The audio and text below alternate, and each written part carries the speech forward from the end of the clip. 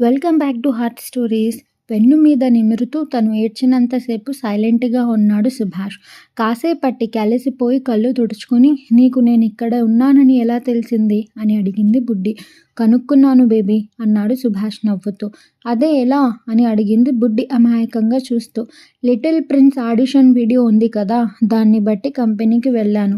వాళ్ళు ముందు చెప్పలేదు. వాళ్ళకి నేను ప్రిన్స్ని మన కంపెనీకి తీసుకువెళ్ళడానికి వచ్చానని భయపడ్డారు. కాదని చెప్పి ఒప్పించి అడ్రస్ తీసుకొని నేరుగా వచ్చేశాను అని అన్నాడు సుభాష్. అవునా, రా లోపలికి వెళ్దాం అని అంది బుడ్డి సుభాష్ చేయి పట్టుకుని లోపలకు తీసుకెళ్తూ. ఇంతలో ఏదో గుర్తొచ్చిన దానిలాగా సడన్గా ఆగిపోయి, అవును హనీ ఎవరో నీకెలా తెలిసింది అని అడిగింది బుడ్డి సుభాష్ వైపు ఆశ్చర్యంగా చూస్తూ. ఆ ఆ వాయిస్లో నువ్వు కనిపిస్తున్నావు, ఫేస్లో జై అంత క్లియర్గా కనిపిస్తుంటే ఇంకా తెలియకుండా ఎలా ఉంటుంది? ఆ ప్రిన్స్ ఖచ్చితంగా నా బేబీ బాయ్ అని అన్నాడు సుభాష్ బుడ్డి మొహాన్ని రెండు చేతుల్లోకి తీసుకుని ముద్దుగా చూస్తూ. నిజంగానా అని అంది బుడ్డి. హా బేబీ అని అన్నాడు సుభాష్ నవ్వుతూ. జాస్మిన్ ఎలా ఉంది? మన వాళ్ళందరూ ఎలా ఉన్నారు? నేను ఇంకా గుర్తున్నానా అని అంది ఏడుస్తూ. గుర్తుండటానికి నువ్వు జ్ఞాపకం కాదు బేబీ, మా లైఫ్లో భాగానివి. మన వాళ్ళు ఎవ్వరూ నిన్ను మర్చిపోలేదు, ముఖ్యంగా జై అనబోయి ఆగిపోయి, స్పెషల్ ఈవెంట్స్లో ఎప్పుడు నువ్వు లేని లోటుని తలుచుకుని మా కళ్ళు తడి అవ్వని సందర్భమే లేదు. ఎందుకు చేశావు బేబీ? తప్పు చేశావు అన్నాడు సుభాష్ చాలా బాధగా చూస్తూ. నాకు ఇంతకంటే వేరే దారి ఏముంది బ్రో అని అంది బుడ్డి ఏడుస్తూ.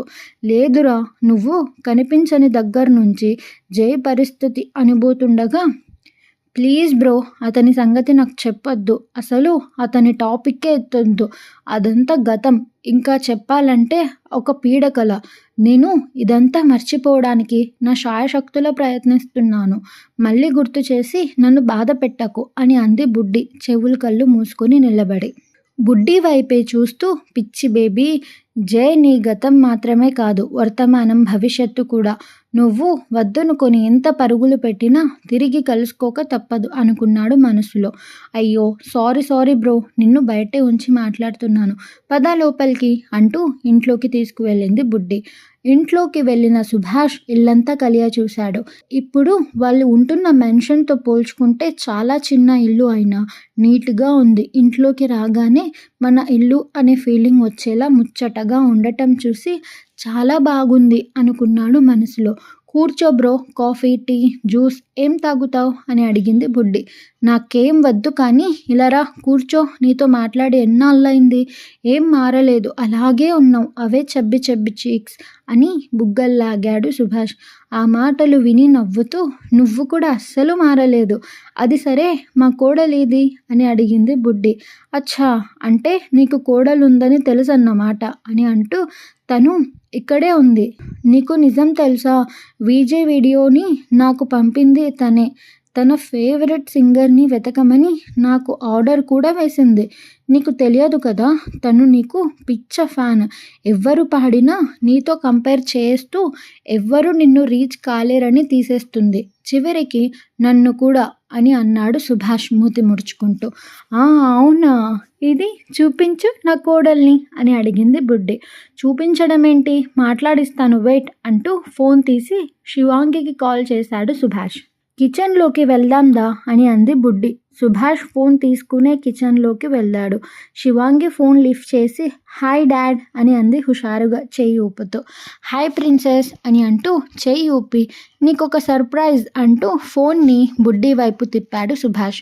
హాయ్ ప్రిన్సెస్ అని అంది బుడ్డి నవ్వుతూ. శివాంగి ఒక్కసారిగా షాక్ అయి, బుడ్డి అత్త, ఓ మై గాడ్ అంటూ పిచ్చి పట్టిన దానిలాగా షాపింగ్ మాల్లో గెంతులు వేయడంతో అందరూ తన వైపే చూడటం గమనించి సారీ అంటూ కొంచెం సైడ్కి వెళ్ళి హాయ్ అని అంది చేయి ఊపుతూ. హాయ్ అని అంటూ చేయి ఊపి, ఎక్కడున్నావు అని అడిగింది బుడ్డి. నేను అత్త వాళ్ళ అమ్మాయితో షాపింగ్కి వచ్చాను, నువ్వు ఎక్కడున్నావు? నేను వెంటనే నిన్ను చూడాలి అని అడిగింది శివాంగి చాలా ఎక్సైట్ అయిపోతూ. ఓకే బాబా, నేను నీకు అడ్రస్ మెసేజ్ చేస్తాను చూడు అని అంది బుడ్డి. ఫాస్ట్‌గా పంపించు అత్త ప్లీజ్ ప్లీజ్ అని అంది శివాంగి. వెయిట్ అంటూ బుడ్డి తన ఫోన్ తీసుకుని నంబర్ ఫీడ్ చేసి దాని నుంచి అడ్రస్ పంపిస్తూ త్వరగా వచ్చేయ్ అని అంది నవ్వుతూ. 1 అవర్‌లో నీ ముందుంటాను. బాయ్ అత్తా అని అంది శివాంగి అందంగా నవ్వుతూ. చెయ్యి ఎత్తి నవ్వుతూ ఉండగానే ఫోన్ కట్ చేసేసిన కూతుర్ని చూసి గంట అంది. అరగంటలోనే వచ్చేస్తుంది చూడు అని అన్నాడు సుభాష్ నవ్వుతూ. హా భలే హుషారైన పిల్ల అని అంది బుడ్డి నవ్వుతూ. హా అచ్చు నీలాగే అని అన్నాడు సుభాష్ బుడ్డి వైపు ప్రేమగా చూస్తూ. అనసూయ ఫ్లైట్లో నుంచి కాలు బయటకి పెట్టి తన సన్ గ్లాసెస్ సరి చేసుకుంటూ ఇంతకు ముందు చాలాసార్లు యూఎస్ వచ్చినా ఇంత సంతోషం ఎప్పుడు వేయలేదు. నేను ఈరోజు ఉన్నంత సంతోషంగా ఈ 25 ఇయర్స్‌లో ఎప్పుడూ లేను. విజ్జు నాని నీ స్కూల్‌కి రాబోతుంది నీకోసం నిన్ను మనింటికి తీసుకువెళ్ళడం కోసం అని అంటూ ఎయిర్‌పోర్ట్ నుంచి బయటకు వచ్చింది. అప్పటికే కంపెనీ అరేంజ్ చేసిన కార్ లైన్‌లో ఉండటంతో అసిస్టెంట్‌తో పాటు స్కూల్‌కి బయలుదేరింది. ఒకరోజు క్రితం మీటింగ్ అయిపోయిన తర్వాత ఇంటికి వచ్చిన జయకి ఇంట్లో అందరూ విచిత్రంగా ప్రవర్తించడంతో సాక్షిని పిలిచి ఏమైంది బుడ్డి అందరూ తేడాగా ఉన్నారు అని అడిగాడు జయ్. డాడ్ నానమ్మ ఈరోజు చాలా వింతగా బిహేవ్ చేస్తుంది. అందరికీ స్వీట్స్ పంచుతుంది. పెద్దగా నవ్వుతుంది. టీవీలో ఒక బాయ్ని చూసి ముద్దులు పెడుతుంది అని చెప్పింది సాక్షి. వాట్ అన్నాడు జయ్ ఆశ్చర్యంగా చూస్తూ. హా డాడ్ అంటూ టీవీ పెట్టి లైబ్రరీలోకి వెళ్ళి మళ్ళీ ఆ వీడియోని ప్లే చేసింది సాక్షి. జయ్ టీవీ వైపు చూశాడు. వీడియో స్టార్ట్ అయ్యి ఎదురుగా ఉన్న అబ్బాయిని చూడగానే జయ్ గుండె వేగంగా కొట్టుకోవడం మొదలైంది. పాట పాడుతున్న అతన్ని చూసి జయ్ అడుగులు స్క్రీన్ వైపుకి పడ్డాయి. వేళ్ళు స్క్రీన్ మీద ఉన్న అబ్బాయి చెంపల మీద తడుముతుంటే కళ్ళల్లో నుంచి నీళ్లు కారిపోతున్నాయి. పెదవుల నుంచి ఒకటే మాట బుడ్డి అని వచ్చింది. శరీరం ఫ్రీజ్ అయిపోయినట్లుగా స్టిఫ్గా అయిపోయింది. కానీ మెదడు మనసు మాత్రం స్పందిస్తూనే ఉన్నాయి. ఈ బాబు నా కొడుకా అంటే నా బుడ్డి. ఓ గాడ్ వై బుడ్డి వై అని పెద్దగా అరవాలి అనుకున్నాడు. కానీ హృదయంలో ఉన్న బాధకి నోరు కదలడం మానేసింది.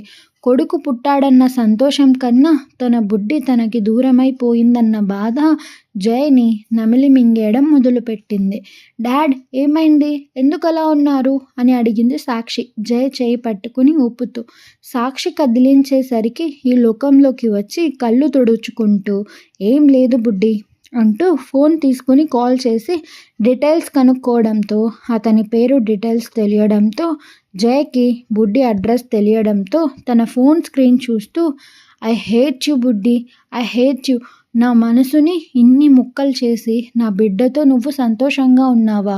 నేను ఒక బిడ్డకి తండ్రిని అయ్యానన్న సంతోషాన్ని కూడా నా నుంచి దూరం చేసేసావు. ప్రాణంగా ప్రేమిస్తే ఇలా మనసు ముక్కలవుతుందని నిన్ను చూపిస్తే సరిపోతుంది కదా. ఇంత రాయిలాగా ఎప్పుడు మారావే అని అంటూ చేయిని గోడకేసి కొట్టి కన్నీళ్లు కారుస్తూ నో నేనెందుకు ఏడవాలి? నన్ను ఏడిపించే వాళ్ళు నవ్వుతుంటే ఏ తప్పు చేయకుండా నేనెందుకు నా లైఫ్ని నాశనం చేసుకోవాలి? చాలా అయినాయి ఈ ఏడుపులు పెడబొబ్బులు. ఇంక నేను ఏడవను. నువ్వే అంటావు కదా మైన్ ఈజ్ మైన్ అని. ఇప్పుడు నాది కూడా అదే సిద్ధాంతం. మైన్ ఈజ్ మైన్ అని తల తిప్పుతూ నువ్వు నాకే వాడు నాకే ఈ దాగుడు మూతలు చాలా అయినాయి. వస్తున్నాను. నాకు సమాధానం చెప్పడానికి రెడీగా ఉండు అన్నాడు కోపంగా. ప్రెజెంట్ డే విజే నీకోసం ఎవరో వచ్చారు అని గట్టిగా అరిచాడు మార్క్. బాస్కెట్ బాల్ ఆడుతూ బాల్ని కరెక్ట్గా బాస్కెట్లో వేసి ఎవర్రా అని అడిగాడు మార్క్ వైపు చూసి. I don't know Indian lady లాగా ఉన్నారు. బయట నీకోసం వెయిట్ చేస్తున్నారు అని చెప్పాడు మార్క్.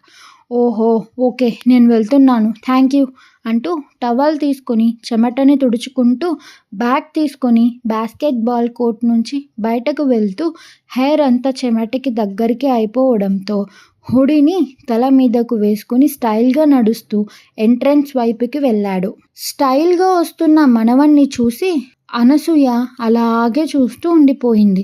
కార్కి ఆనుకొని నిలబడి ఉన్న అనసూయని చూడగానే విజయ్ మొహంలో రంగులు మారిపోయాయి. Thanks for watching.